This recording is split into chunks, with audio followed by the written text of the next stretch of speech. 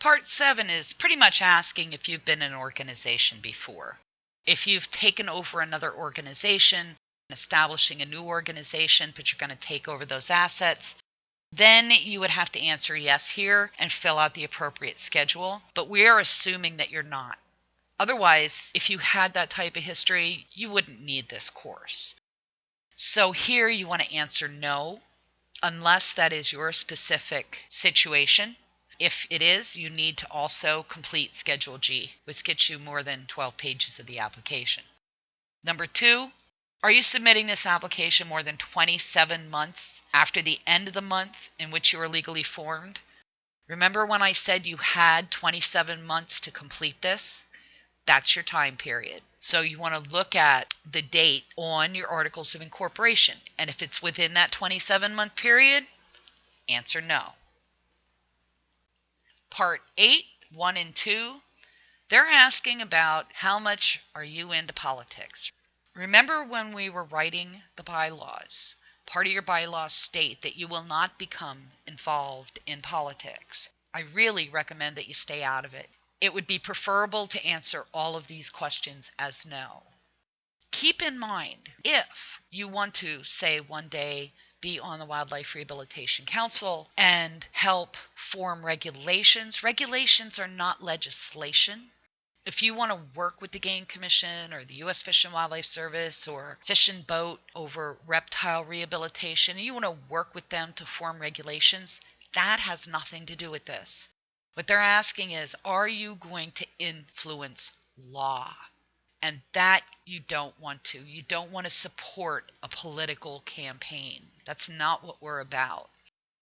So you want to be able to answer question 1 and 2A and 2B as no.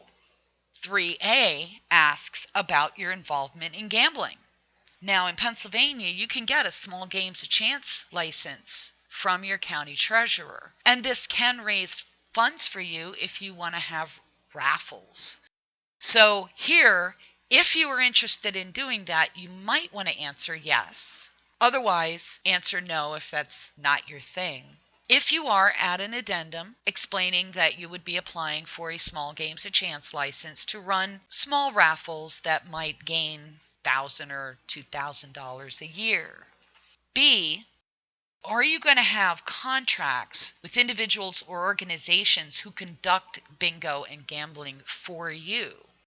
Again, if this is something you know about and you will become involved with, you can answer yes, and you can give the specifics of it. Otherwise, for most people, the answer here is going to be no. On page 6, we get to fundraising. Part 8, 4A, do you or will you undertake fundraising?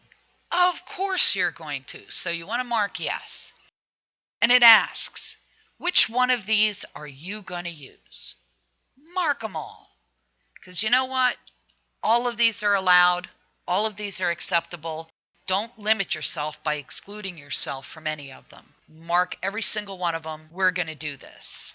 It does ask you to attach a description of each fundraising program. Again, we've done the work for you. And in the link below, you can click to download the handout, change anything in red that has your organization or EIN number on it.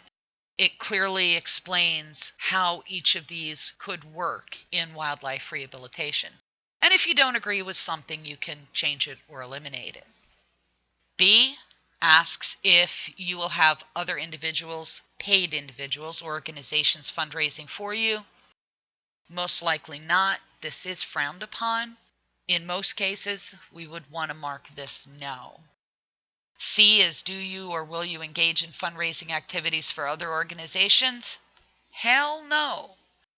Wildlife rehabilitators need all the money that they can get. Why would you be out there soliciting for anybody else? D, list all the states and jurisdictions in which you conduct fundraising. For each state or location, specify whether you fundraise for your own organization or for another. Here's another addendum. It's listed below and it just mentions we solicit in Pennsylvania. E, do you or will you maintain separate accounts for any contributor under which the contributor has the right to advise or use distribution of funds?